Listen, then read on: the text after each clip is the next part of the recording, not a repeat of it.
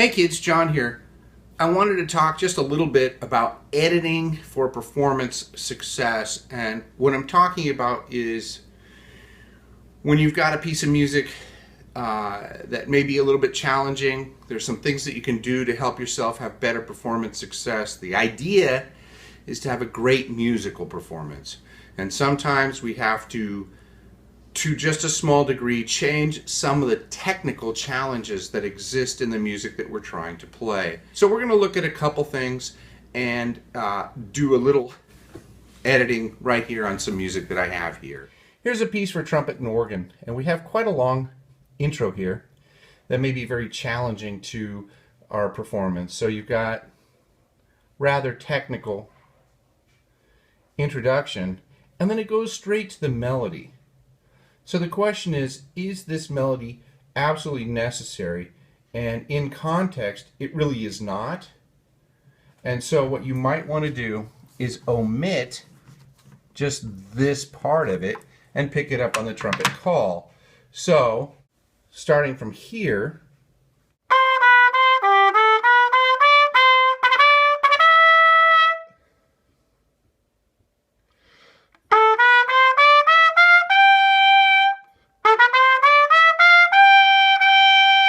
and so forth.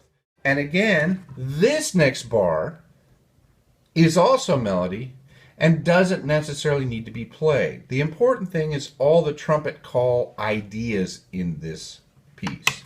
So if you need a little break for a very clean performance, take the break. One of the things that you also saw was these 1, 2, 3, 4, and what I was doing was ensuring I knew where the beats were. Why would I do that? Because this is a dotted quarter, and then they put a quarter rest, and then you had 2/16 going to 4. It was visually very uncomfortable to look at and play. So I corrected it in 2 spots by writing 2 eighth rests and then putting in my beats. If I were to write this music, I would have simply written a half note and then put an eighth rest. Here is the second page, quite challenging in several aspects, and one of those aspects is this double tonguing leap of an octave. So you're going ta-ka-ta, jumping an octave. So that can be a very challenging thing, and then here you're jumping the octave, adding into a line immediately following that. So originally played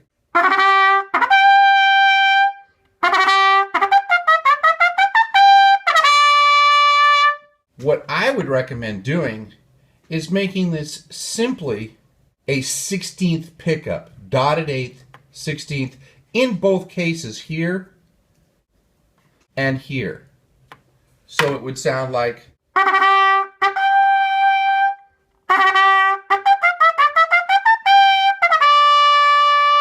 it doesn't take away anything musically, and it makes your performance much more secure and clean.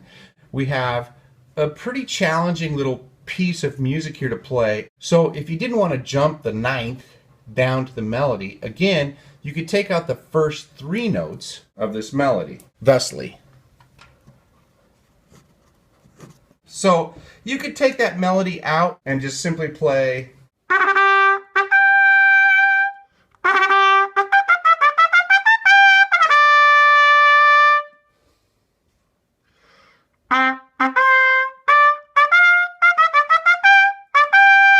and so forth. If you have range difficulties in this spot and in this spot, if that high C is too challenging to play, you could start here, and I will make an edit here. I'll play the G here, and then I'm going to jump down an octave on this G.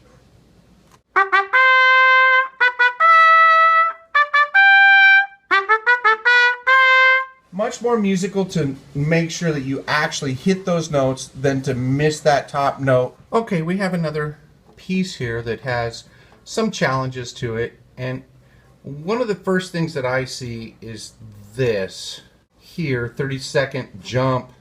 You're double tonguing to a 6. The 30 seconds are so fast that it's almost inaudible.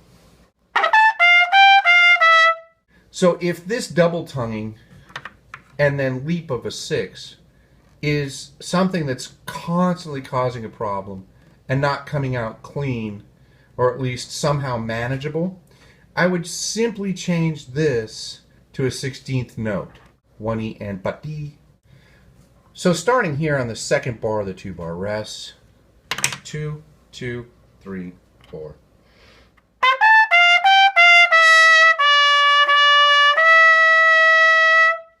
So here we're playing melody, and then we go into a trumpet call. You could, because it is doubled, you could lay this melody out if chosen, but you want to come in on this trumpet call.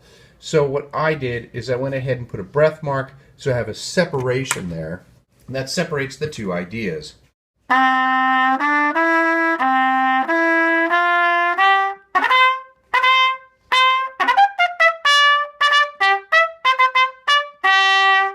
Totally different phrases and totally different phrasing.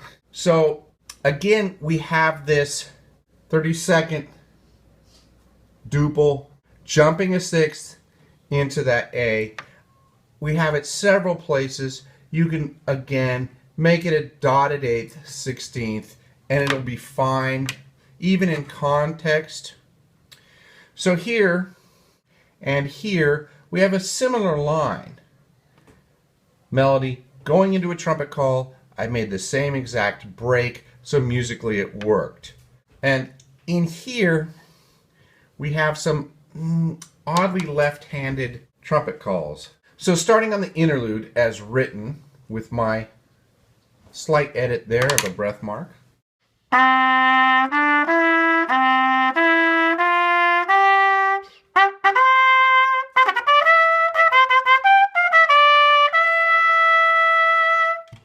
So if this is problematic to get to this D clean, what I would do is I would leave this as a dotted quarter, simply omit this note, get rid of the triplet, and call it 2/16.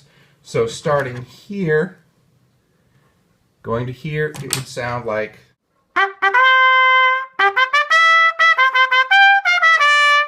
Make sense? No loss in musicality. This is a very interesting piece. It's got kind of an intense introduction. You're changing keys several times, incredible modulation points, and some very technical playing. I put a couple of breath marks in place so that I would have a little bit better chance of having a clean performance.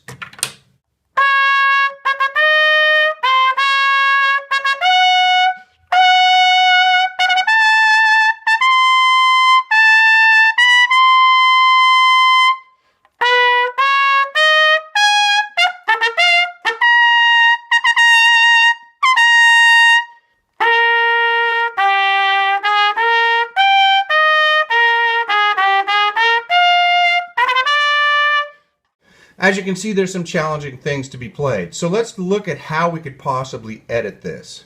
My first place, if this is going to be a problem playing up in this register to make it clean, if you can play in the register, but this is a problem, turn it into duples. It's still following this line here. It's still following the duple pattern, so it's not, and it's also still following this, which you could just turn it into this as well. So this could become an 8th note instead of a 16th. So this just goes away. This is gone, and this is now an 8th note.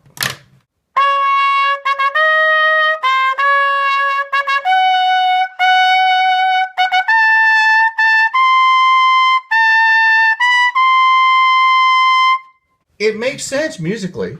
It flows. Nobody will know that there was this whole different thing happening in here. If this is challenging and you just don't have this register, you drop your octave here.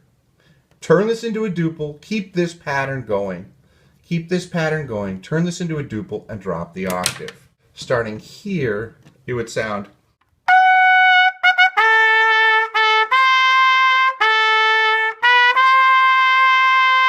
If you just don't have that octave, you just don't have it. You need to modify. If this is okay, but because of this leap, this becomes just a gigantic problem, drop it.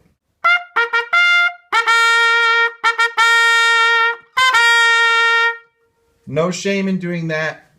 Takes care of a lot of issues there. So this line, if we were in a section, we can divide it up if that isn't clean. If this isn't a clean line and we have a standmate, we can divide this line up so that one player plays da-ga-da, da-ga-da-da, and the other player plays da-ga-da, da-ga-da. And when you combine them, you would get this sound. 1, 2, 3, 4. So let us imagine that this is the last 3 bars of a very, very long phrase that is quite challenging and taxing.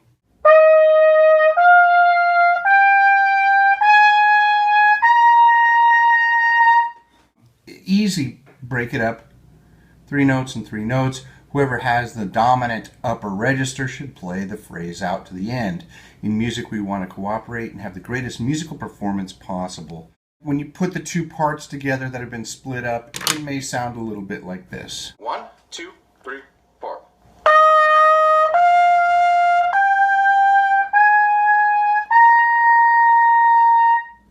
So I hope some of this information helps about editing. Even marking breath marks in pieces that you're going to perform can really help you solidify your performance. If you're always breathing in the same spots, it makes the performance much more consistent. So when you're practicing it, you're going to end up playing it like you practiced it. If you've got difficult passages or difficult technical sections in a piece and they need to be edited, I highly recommend doing that. Even if you're going into a solo competition, if you've got something that's not going to come out clean, and it just never will, if you can edit it in such a way that it's musical and it comes out very clean, you're probably going to get a better score. I believe that you will need to provide the judges an edited version of the music so they can see what you're doing. But when you're making a performance just for the pure sake of music, an edit can make the difference between a great performance and something that was just kind of unfortunate in one little section. So edit musically, get a friend, get a teacher, have them look at what you're doing as far as editing, and as long as it's very musical, that's the goal anyway. We're just here to play music. Well, I hope this helps. Take it easy, kids.